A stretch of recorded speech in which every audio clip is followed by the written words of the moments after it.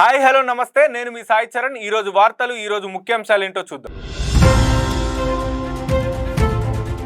2 లక్షల రుణమాఫీకి తెలంగాణ కేబినెట్ నిర్ణయం. తెలంగాణలో రైతు భరోసాపై కేబినెట్ సబ్ కమిటీ ఏర్పాటు. ఏపీ అసెంబ్లీ స్పీకర్ గా అయ్యన్న పాత్రుడు ఏకగ్రీవం. వివేక హత్య కేసు విచారణ వచ్చే నెల 5 వరకు వాయిదా. బాపట్ల బీచ్ లో 4 విద్యార్థులు మృతి. తమిళనాడులో 50 మందికి చేరిన కల్తీసారా మృతుల సంఖ్య. నీట్ కౌన్సిలింగ్ వాయిదాకు సుప్రీంకోర్టు నిరాకరణ.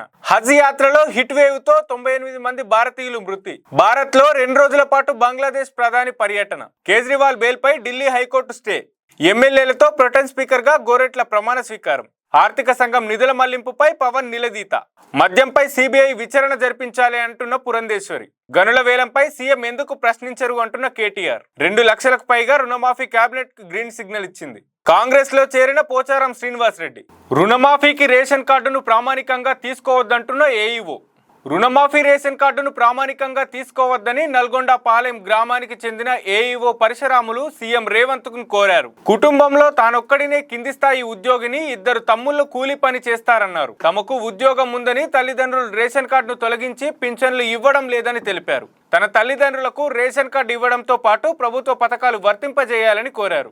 వైసీపీ కార్యాలయాన్ని కూల్చివేయడంపై జగన్ ట్వీట్. తాడేపల్లి వైసీపీ కార్యాలయాన్ని కూల్చివేయడంపై వైఎస్ జగన్ స్పందించారు. రాజకీయ కక్ష సాధింపు చర్యలకు దిగిన చంద్రబాబు తన దమనకాండను మరో స్థాయికి తీసుకెళ్లారు. నియంతలా దాదాపు పూర్తి కావచ్చిన వైసీపీ కార్యాలయాన్ని కూల్చేయించారు. హైకోర్టు ఆదేశాలను బేఖాదారు చేశారు. రాష్ట్రంలో చట్టం, న్యాయం కనుమరుగైపోయాయి.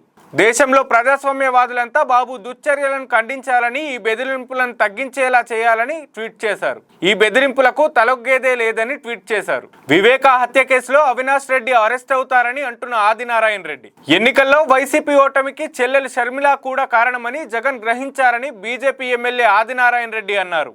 దీంతో షర్మిలతో రాజీ చేయాలని తల్లి విజయమ్మను జగన్ కోరాలని తెలిపారు. అయితే జగనే కాంగ్రెస్ లో చేరాలని షర్మిల చెప్పేవారని పేర్కొన్నారు. త్వరలో వివేకానందరెడ్డి హత్య కేసులో కడప ఎంపీ అవినాష్ రెడ్డి అరెస్ట్ అవుతారని పేర్కొన్నారు. వైసీపీ ఎంపీలను బీజేపీలో చేర్చుకునేందుకు పార్టీ సుముఖంగా లేదన్నారు. నిరుద్యోగి ఆత్మహత్య, 4 ఏళ్లకు జాబ్ కాల్ లెటర్.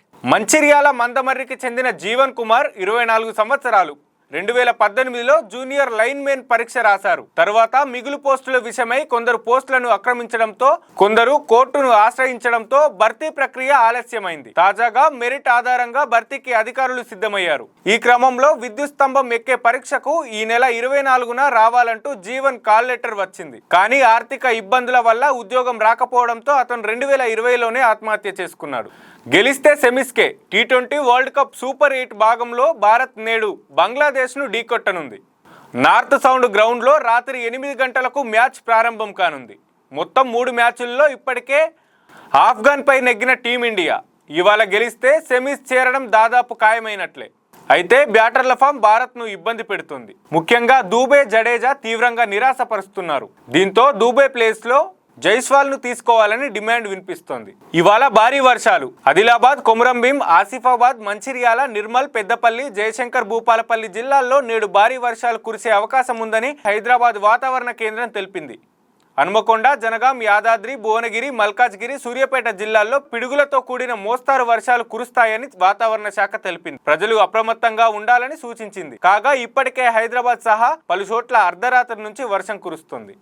ఇలాంటి మంచి వార్తల కోసం చూస్తూనే ఉండండి మా ఛానల్ని.